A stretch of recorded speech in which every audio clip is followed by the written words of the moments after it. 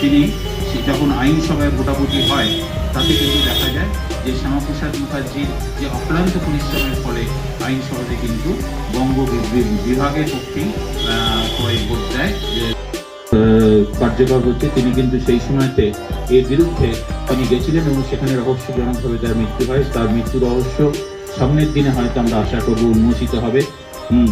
যেভাবে জয় হিন্দ, ভারত মাতা কি জয়, বন্দে মাতরম।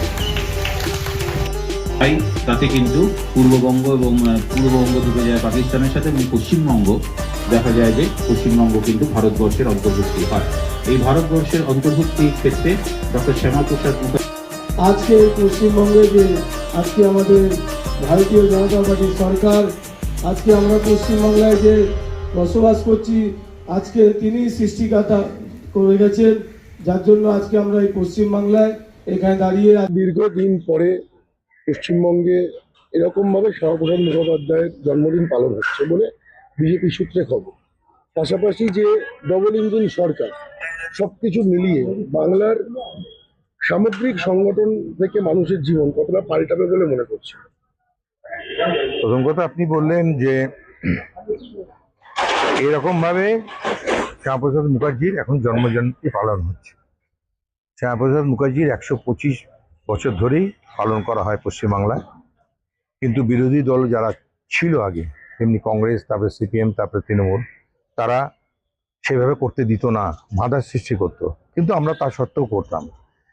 এবার যখন সত্তা পাল্টে গেল, চেঞ্জ হয়ে গেল, সেক্ষেত্রে সমস্ত মানুষ সব কিছু বুঝতে পারলো, কিন্তু একটা ক্ষেত্রে মানুষ বুঝতে পারেনি, যেটা হচ্ছে সিপিএম। ওনারা বলছেন সরাবুদ্দিন নাকি ভালো লোক আর ডক্টর শ্যামাপ্রসাদ মুখার্জি নাকি গুন্ডা। যাই হোক, ওনাদের দৃষ্টিভঙ্গিতে ওনারা যেটা দেখছে, মানুষও দেখছে, ওনাদের পশ্চিমবাংলার মানুষ। তাই এখন থেকে শ্যামাপ্রসাদ মুখার্জির শুধু পশ্চিমবাংলা না, সারা ভারতবর্ষ, সারা পৃথিবীতে ওনার এই জন্মজয়ন্তী পালন হচ্ছে। পাশাপাশি আজকে অমিত শাহজি আসছেন কলকাতায়, শ্যামাপ্রসাদ মুখার্জির মূর্তি উন্মোচন আছে গতকাল সুকিয়া স্ট্রিটের মতো জায়গায়, যার কিছুটা পরশুদিন সুকিয়া স্ট্রিটের মতো জায়গায় মূর্তি ভাঙা হয়েছে। তার কোনো অফিসিয়াল স্টেটমেন্ট সরকারের থেকে এখনো পাওয়া যায়নি। আপনারা কি মনে করছেন? সুকিয়া স্ট্রিটের ঘটনা যারা ভেঙেছে, তারা রাতের অন্ধকারে ভেঙেছে, তাদের এখন খোঁজ চলছে। পার্টিকুলার কারা ভেঙেছে সেটা না জানতে পারে পর্যন্ত অ্যারেস্ট হবে না, এবং এবং এবং এবং এবং ঠিক সময় মতন ঠিক জায়গায় তারা অ্যারেস্ট হবে। সাধারণ মানুষের কাছে কি বার্তা? সাধারণ মানুষের কাছে বার্তা সাধারণ মানুষ দেখতে পাচ্ছে। আমি বললাম আপনাকে, কংগ্রেসের আমল থেকে নিয়ে, সিপিএম এর 34 বছর থেকে নিয়ে, 15 বছরের তৃণমূলের আমল নিয়ে ভারতবর্ষ, সারা পশ্চিমবাংলার মানুষ জানতে পেরেছে যে শ্যামাপ্রসাদ মুখার্জি কি। আজকে পশ্চিমবাংলায় দাঁড়িয়ে এখানে দাঁড়িয়েছি আমরা সকলে ওনার জন্যই। আজকে উনি যদি না থাকতো, এটা পাকিস্তানের দিকে ঢুকে যেত, সেটা সকলে জানে।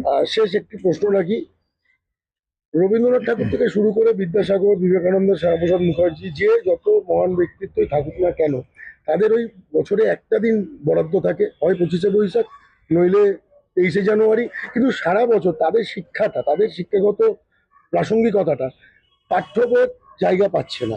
সেই জায়গায় শিক্ষা না থাকলে এই মানুষগুলোকে সমাজ চিনবে কি করে?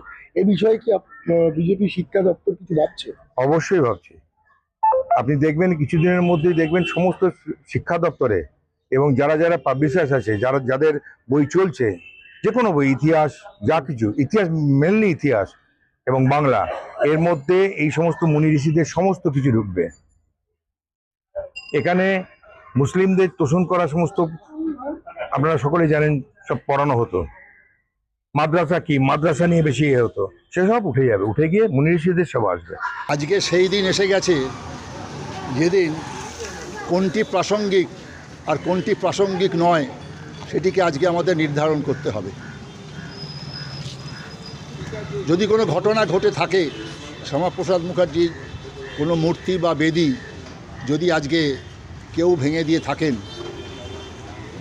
সেটা হয়তো একটি খবর হতে পারে, কিন্তু সেই খবরটিকে যদি আজকে আমরা ওপর দিকে তুলে ধরি সাংবাদিক হিসেবে, তাহলে আগামী দিনে একটি সমাজের প্রতি যে অবজ্ঞা সেটি আমরাই করব।